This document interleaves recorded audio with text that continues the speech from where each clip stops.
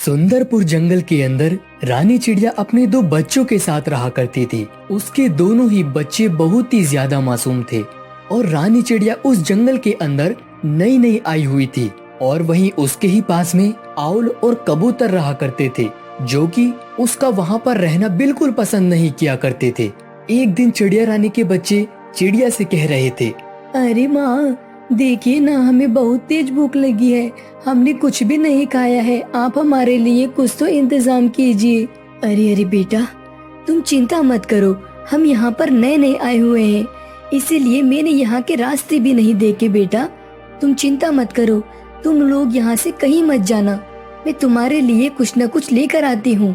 और इतना बोलकर चिड़िया रानी वहाँ से अपने बच्चों के लिए खाना लेने के लिए आगे की ओर चली जाती है। और वहीं ये सब देखकर आउल और कबूतर कहते हैं, अरे अरे कबूतर, देखते हो कितना अच्छा मौका है। ये चिड़िया अपने बच्चों के लिए खाना लेने के लिए गई है। ये बहुत अच्छा मौका है। चलो इसके बच्चे को जंगल में कहीं ठिकाने पर लगा कर आते हैं। अरे हाँ हाँ, तुमने बिल्कुल ठीक कहा। चलो बिना देर किए जल्दी से इसको लेकर चलते हैं। आउल उसके बच्चों के पास आकर बोलने लगता है, अरे अरे बच्चों, तुम वहाँ क्या कर रहे हो? यहाँ आओ, मुझे पता है तुम्हें बहुत तेज भूख लगी है। आओ, मैं तुम्हें कुछ खिला देता हूँ। अरे नहीं, माँ ने मना किया है। हम यहाँ से कहीं नहीं जाएंगे। आप यहाँ से चले जाइए। अरे अरे बेटा, तुम डरो मत। हम भी तो तुम्हारे पड़ोसी ही है ना। हम तुम्हारा बुरा नहीं सोचेंगे। आ जाओ बेटा। बेचारे दोनों के दोनों ही बहुत ही ज्यादा मासूम थे और उनको भूख भी लगी हुई थी। इसी वजह से वो दोनों के दोनों वहाँ पर आ जाते हैं और वो आउल और कबूतर उनको वहाँ से आगे की ओर लेकर जाने लगते हैं।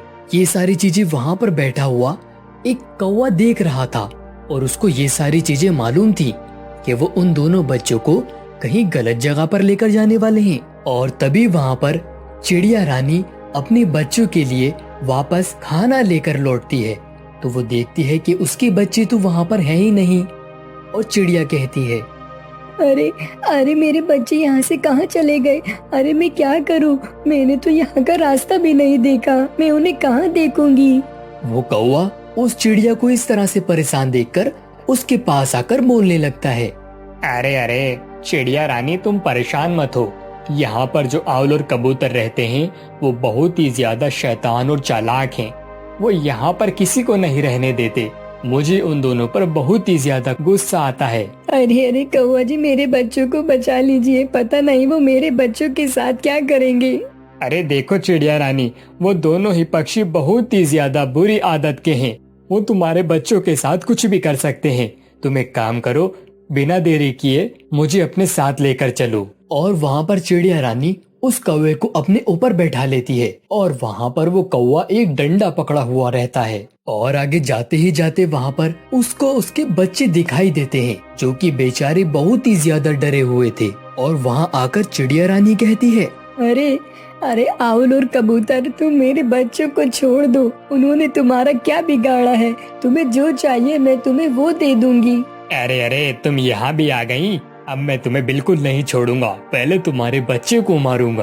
अरे अरे देखो आउल और कबूतर, मुझे ज्यादा गुस्सा ना दिलाओ, नहीं तो तुम्हारे साथ बहुत ही ज्यादा बुरा हो जाएगा।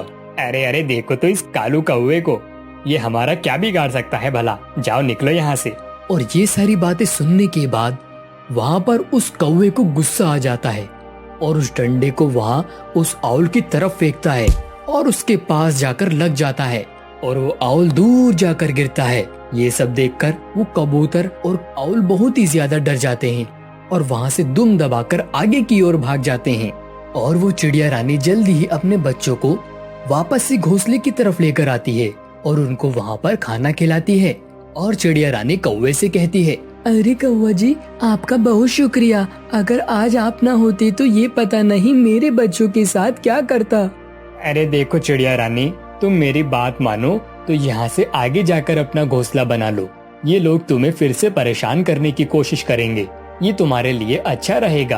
आप एक काम कीजिए, हमारा घोंसला आप रख लीजिए। वैसे भी आपके पास रहने के लिए कोई घोंसला नहीं है और यहाँ पर ये ऐसे ही खराब हो जाएगा।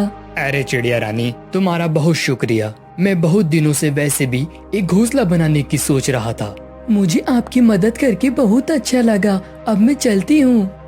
और ये सुनने के बाद वहाँ पर चिड़िया रानी आगे जाकर अपना घोंसला बना लेती है और वहाँ पर उसके बच्चे और चिड़िया रानी खुशी खुशी रहने लगते हैं।